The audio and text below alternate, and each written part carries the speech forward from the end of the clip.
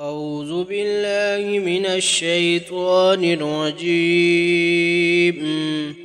بسم الله الرحمن الرحيم. الرحمن علم القرآن خلق الإنسان علمه البيان.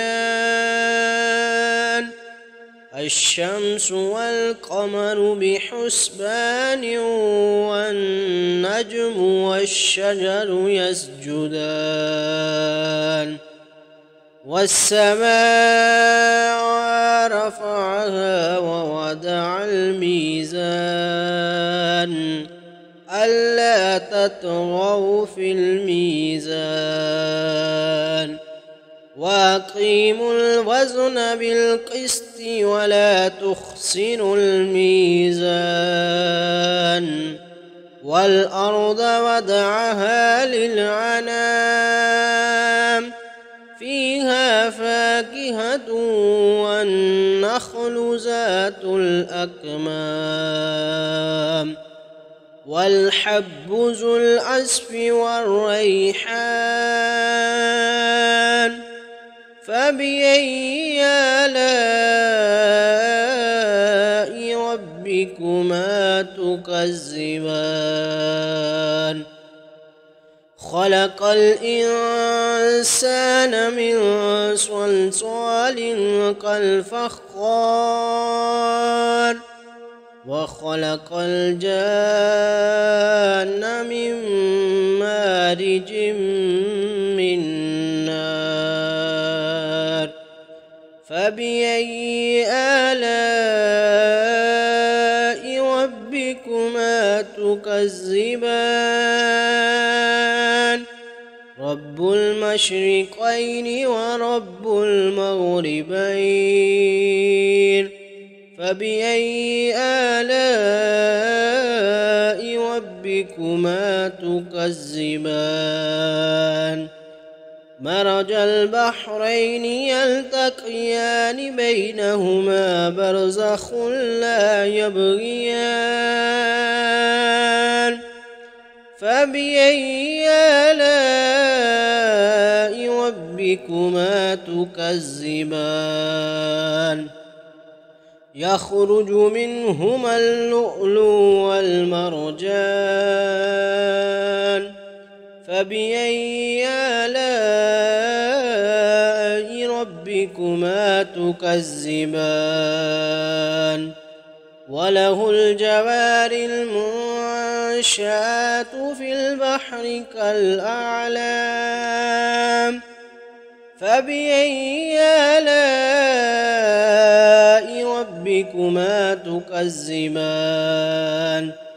كل من عليها فان ويبقى وجه ربك ذو الجلال والإكرام. فبأي آلاء ربكما تكذبان؟ يسأله من في السماوات والأرض كل يوم هو في شأن. فبأي آلاء ربكما تكذبان؟ سنفرغ لكم أيها الثقلان. فبأي آلاء ربكما تكذبان؟ يا معشر الجن والإنس إن استطعتم أن تنفذوا من أقطار السماوات والأرض فانفذوا لا تنفذون إلا بسلطان. فبأي آلاء ربكما تكذبان؟ يرسل عليكما شواظ من نار ونحاس فلا تنتصران.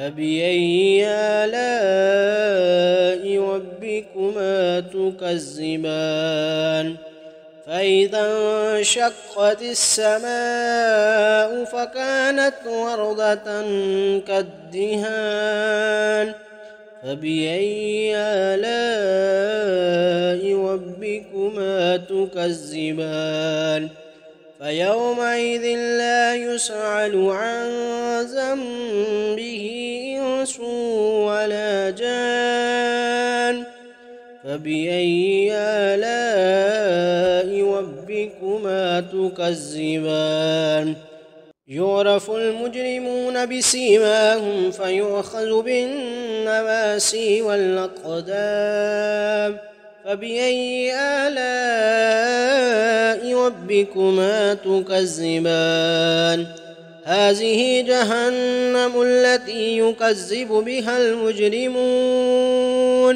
يطوفون بينها وبين حميم آن فبأي آلاء ربكما تكذبان ولمن خاف مقام ربه جنتان فبأي آلاء ربكما تكذبان ذواتا أفنان فبأي آلاء ربكما تكذبان فيهما عينان تجريان فبأي آلاء ربكما تكذبان فيهما من كل فاكهة زوجان فبأي آلاء ربكما تكذبان متكئين على فرش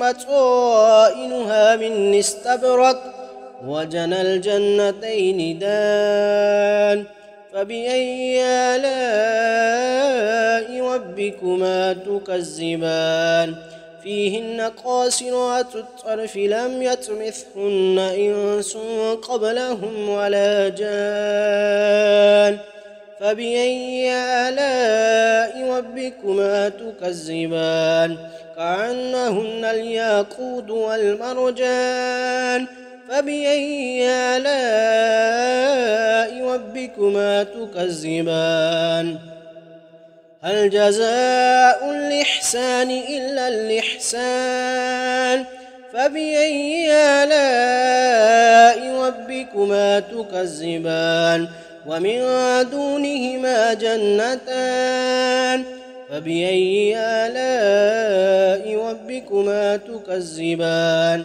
مدهامتان